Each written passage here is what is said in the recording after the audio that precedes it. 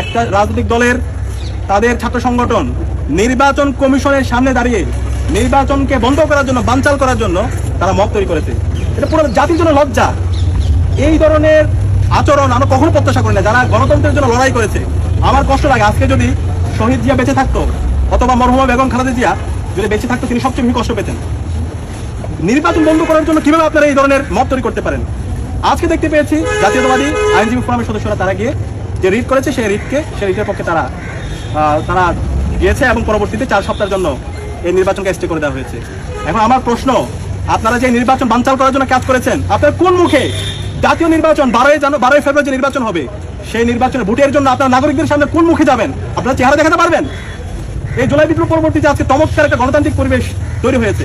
সেই গণতান্ত্রিক পরিবেশকে বানচাল করার জন্য, ছাত্র সংসদ নির্বাচন বন্ধ করার জন্য আপনারা কুটে গেলেন, আপনার নির্বাচন কমিশনের সামনে গিয়ে মত তৈরি করলেন। এখন আপনারা কোন মুখে আপনাদের চেহারাগুলো জনগণের সামনে গিয়ে দেখাবেন? আপনারা কি ইশতেহার দিবেন? আর আপনারা কিভাবে বলতে যে আপনাদের হাতে দেশ নিরাপদ?